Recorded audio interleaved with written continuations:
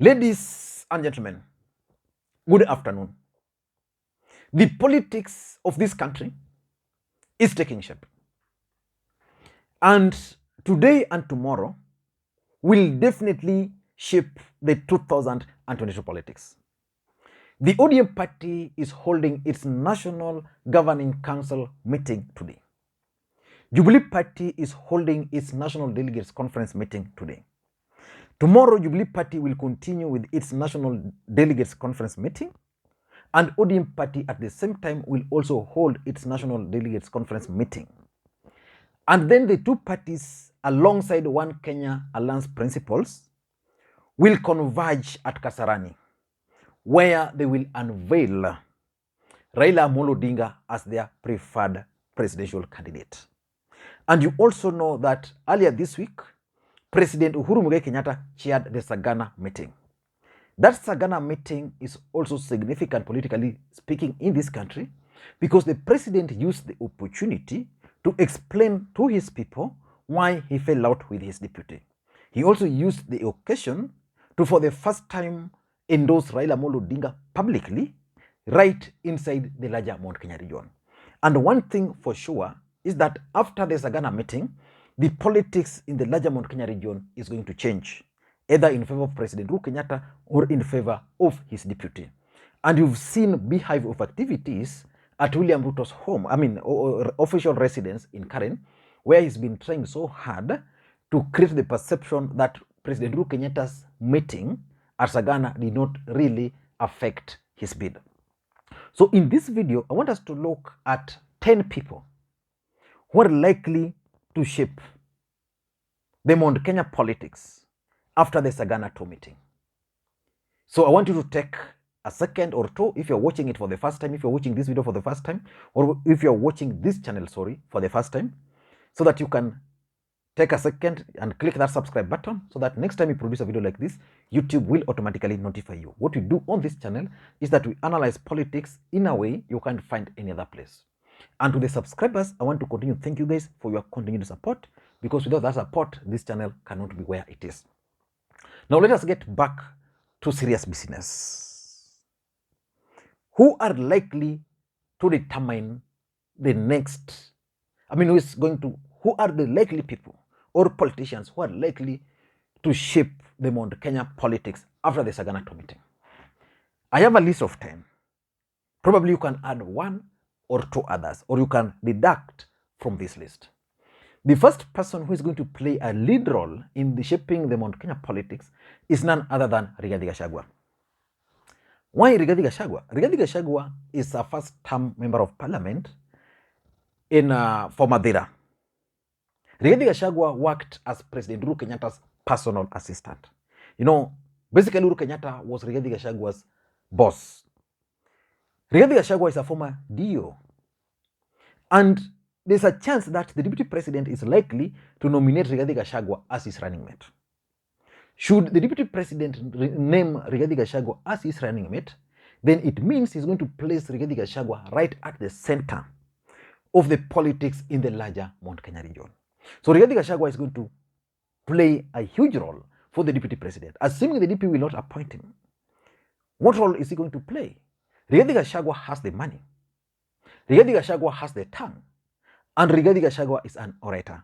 So basically, the DP is going to benefit a lot from Rigathi Gachagua. The only disadvantage he has is that sometimes when he speaks, he can speak without considering the boundary or the limits.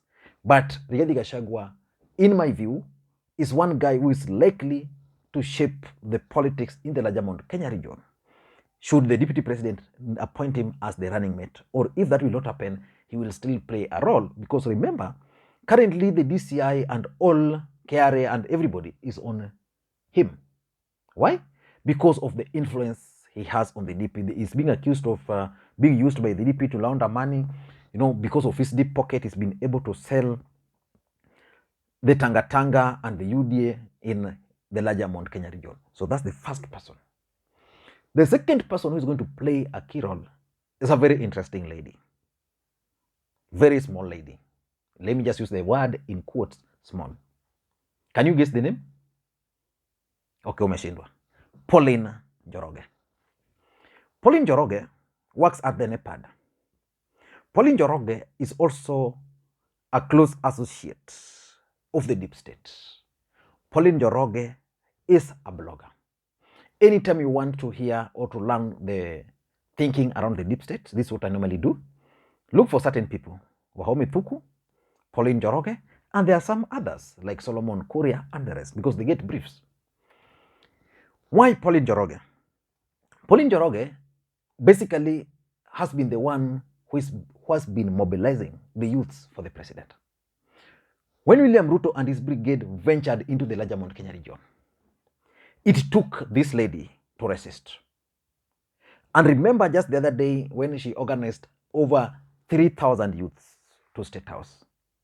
The impact of that meeting alone forced someone like Oscar Sudi to take to social media and publicly to insult Pauline Njoroge. So the mere fact that Pauline Njoroge is under attack means one thing, that she's going to determine a lot, especially the link between between President Uhuru Kenyatta and the youth from the larger Mount Kenya region. I can assure you one thing, that should Raila Odinga manage to become the next president of the Republic of Kenya, one person you should watch very closely is none other than this lady called Pauline Njoroge. So she's going to play a leading role in organizing the youths, because when William Ruto ventured into the larger Mount Kenya region, his main targets were the youths.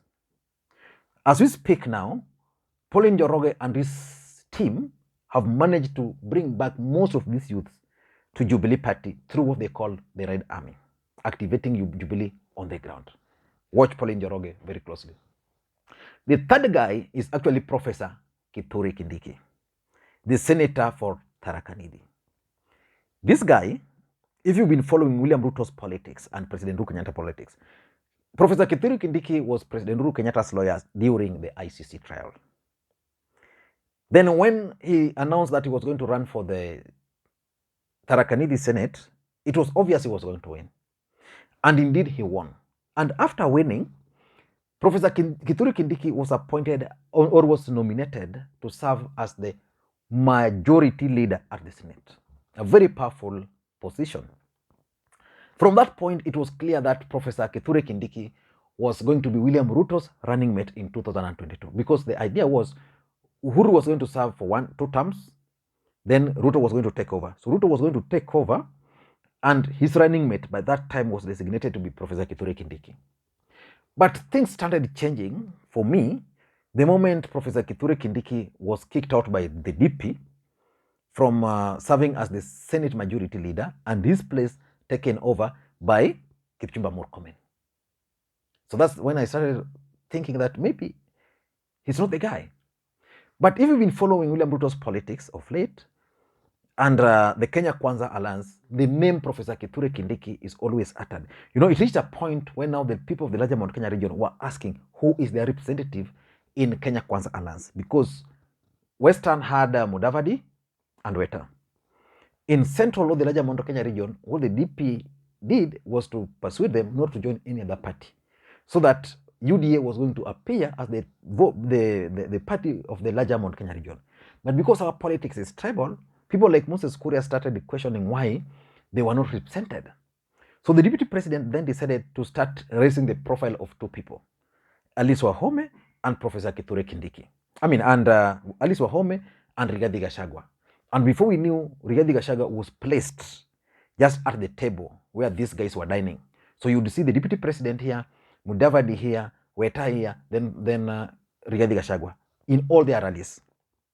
In fact, when they went to Kakamega and Western Kenya, when immediately after Musalia Mudavadi moved to Kenya Kwanza, in one of the rallies, the guy who was with the deputy president in the same vehicle was actually Rigathi Gachagua. Was actually Rigathi Gachagua. So Rigathi Gachagua managed to outwit Alice Wahome. Then they started mentioning Professor Kithure Kindiki. So recently, Professor Kithure Kindiki announced that he's not going to run as the senator for Tharaka-Nithi. Why is he not running? Is there a chance that Professor Kithure Kindiki is going to be nominated as the running mate if Rigathi Gachagua is not going to be one? So what the DP has done, basically, he has now placed Professor Kithure Kindiki right at the running mate equation. So if you ask me today, if you ask me top 2 people who are likely to become William Ruto's running mate in the larger Mount Kenya region, then I'll mention Professor Kithure Kindiki and Rigathi Gachagua. Professor Kithure Kindiki will help Ruto solve the Mount Kenya East equation. So I think Professor Kithure Kindiki is being placed there to monitor the person Raila Odinga is going to nominate as his running mate. So Professor Kithure Kindiki comes at number 3. At number 4, in my view, is Martha Karua. Martha Karua is NARC Kenya party leader. She's currently one of the co-principals in One Kenya Alliance movement. Martha Karua played a huge role for Mwai Kibaki. In fact, she was referred to as the only man standing at that time. One of the people who really disappointed President Uhuru Kenyatta was none other than Waiguru. So the person who is going to deal with Waiguru is Martha Karua. Remember, Waiguru is fighting it out with Purity Ngireshi. But they are forgetting that there's a figure there. And this figure is called Martha Karua. So Martha Karua is going to run for the Kirinyaga gubernatorial seat. The truth of the matter, should Martha Karua manage to win that seat, then she's going to play a very big role post-President Uhuru Kenyatta's politics in the larger Mount Kenya region. So Martha Karua will be watched very closely. Martha Karua has the image, she has the name, so she'll be playing a huge role in Raila Odinga's campaign. The 5th guy is Moses Kuria. You know, Moses Kuria is a very interesting politician. When he was away, he announced his homecoming. The homecoming took place, and Moses Kuria has disappeared. And if you ask me, probably I need to analyze this. I think the homecoming by Moses Kuria was not necessary. He needed to remain scarce. So that homecoming is where Livondo made whatever he made, the statements he made. But Moses Kuria is going to shape the politics of the larger Mount Kenya region based on where he's going to join. So should Moses Kuria decide to join Azimio, I can assure you, Kiambu should write William Ruto out. But if he's going to support Ruto through his party, then again he's going to play a key role. Remember, Moses Kuria's party is currently, if you ask me, likely to be the most dominant party in the larger Mount Kenya region. Unless Uhuru Kenyatta is going to do much, or unless the DP is also going to do much. Moses Kuria's party has won several seats in the region. So because he has a party which has been tried, which has been tested, has won this, has won that, is definitely going to play a huge role. He has already stated that in 2022, he's not going to run for any position. His focus is going to be 2022 post. So definitely it means he's going to focus on winning as many seats as possible. So Uhuru Kenyatta, Raila Odinga, and William Ruto will all be watching Moses Kuria. At number 6, in my view, is Karanja Kibicho. You all know the role Karanja Kibicho is playing. In fact, just recently, I saw Karanja Kibicho endorsing Raila Odinga for the first time. He has never done that. Which tells you he's now decided that he's going to support Raila Odinga. One of the people who are giving Raila Odinga headache, who are pushing for Musalia Mudavadi's candidature, was actually Karanja Kibicho. Karanja Kibicho is going to play a role because of the position he's holding as we speak. Karanja Kibicho is currently the principal secretary at the Interior, which means he has all the details about the president, he has the details about what they need to do, and Karanja Kibicho is going to do everything possible within his powers to block the DP. He's going to do everything within his powers to frustrate those who are trying to frustrate President Uhuru Kenyatta from the larger Mount Kenya region. So Karanja Kibicho is someone we will also be watching very closely. At number 7 is Peter Munya. Of course, Peter Munya has already announced that he's not going to run for the gubernatorial seat there. So which means Peter Munya must position himself as the next cabinet secretary. And for him to do that, it means he must be on the winning team. And which is the winning team? Azimio or UDA already has identified Azimio. So which means Peter Munya is going to do everything within his powers to block Ruto. And the fact that he has said that he's not going to run for any seat is going to give him a role at the national level. So in fact, people we should be watching at the national level is Peter Munya. Already yesterday, his party announced they were going to support Azimio, and it's not hidden there. So it's also going to play a huge role. Number 8, in my view, is Peter Kenneth. Why Peter Kenneth?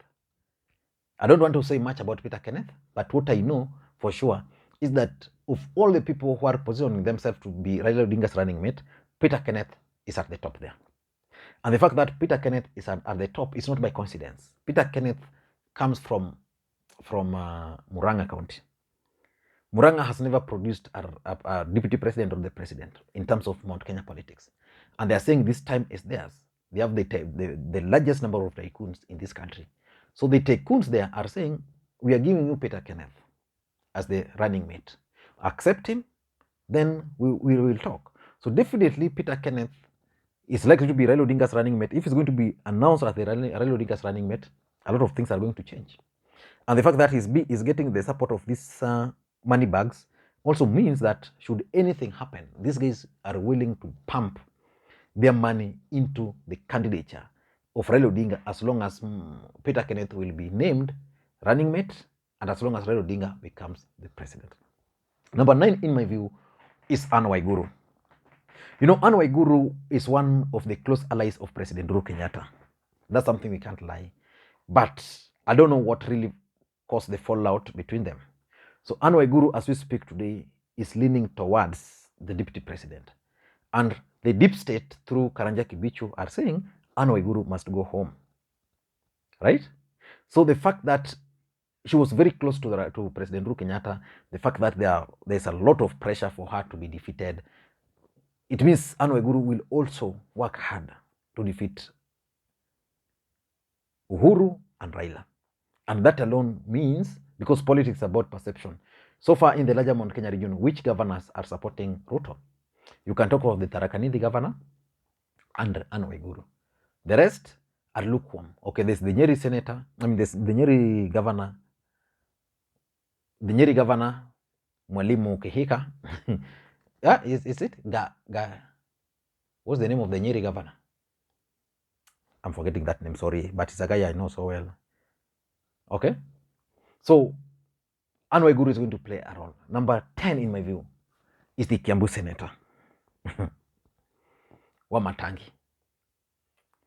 The guy is cool, is relaxed, is collected.